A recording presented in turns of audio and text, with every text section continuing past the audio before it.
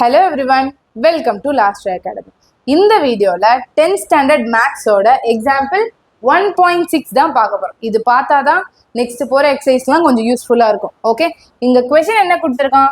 x is equal to 1 2 3 4 னு கொடுத்தாச்சு. y is equal to 2 4 6 8 10 அப்படினு கொடுத்தாச்சு. ரிலேஷனும் அவங்களே கொடுத்துறாங்க. ஒரு டயகிராமும் கொடுத்திருக்காங்க. ஓகே, டயகிராம்ல என்ன கொடுத்திருக்காங்க? 1 2 3 4 2 4 6 8 கரெக்டா போய் பேர் ஆகுதுன்னு கொடுத்துறாங்க. என்ன மேம் எல்லாமே கொடுத்துறாங்க, அப்ப நாங்க என்னதான் கண்டுபிடிக்கிறது? இங்க தான் கேள்வியே இருக்கு. Show that R is a function. R ஃபங்க்ஷனா அப்படின்னு ஒரு கேள்வி கேட்குறாங்க. Next find its domain. டொமைன்னா என்ன?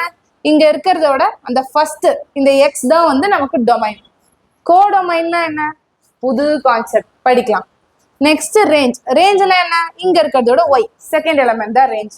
ஓகேங்களா, இப்பதான் பார்க்க போறோம். இந்த பிக்டோரியல் ரெப்ரசன்டேஷன்ல இருந்து நம்ம என்ன எடுக்கிறோம்னு பாத்தீங்கன்னா, we see that each x belongs to x, there exists only one y belongs to y. அதாவது இங்க இருக்கிற எல்லா எலிமெண்ட், அதாவது எக்ஸ்ல இருக்க எல்லா எலிமெண்ட்டுக்குமே ஒரு எலிமெண்ட் தான் போய் ரீச் ஆகுது, ஒரு எலிமெண்ட் தான் போய் ரிலேட் ஆகுது அப்படின்ற மாதிரி சொல்றாங்க.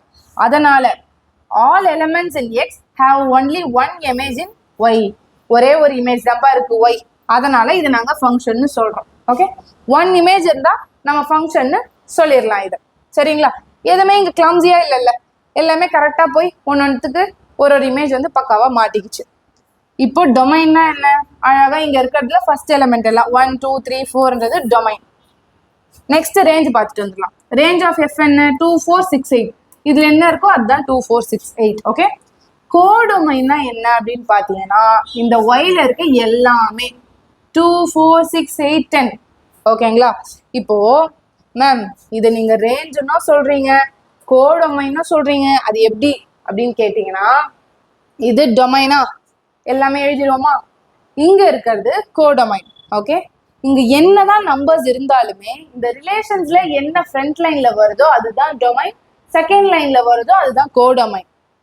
Sorry, range. கோடொமைன் அப்படின்றது ஒய் அப்படின்ற எலிமெண்ட்ல என்ன இருந்தாலுமே அது எல்லாமே கோடொமைன் தான். இப்ப இது கூட ஒரு 11 12 அப்படின்னு எத்தனை நம்பர் இருந்தாலுமே அது எல்லாமே கோடொமைன் தான். ஓகே, ஆனா இந்த 10க்கு ஒருவேளை இங்க பேர் இருந்துச்சுன்னு வச்சுக்கோங்களேன், அப்போ அது இந்த ரேஞ்சில் வந்திருக்கும். பேர் இல்லை, அதனால அது ரேஞ்சில் வரல. ஓகே, வெறும் கோடொமைன்லயே அது வந்து செட்டில் ஆகிக்கிச்சு. ஓகேங்களா, இவ்வளவுதான். இந்த ஒரு சின்ன சிம்பிள் டிஃபரன்ஸ் தெரிஞ்சாலே சம்ஸ் வந்து ஈஸியா கிளியர் பண்ணிடலாம். தேங்க்யூ.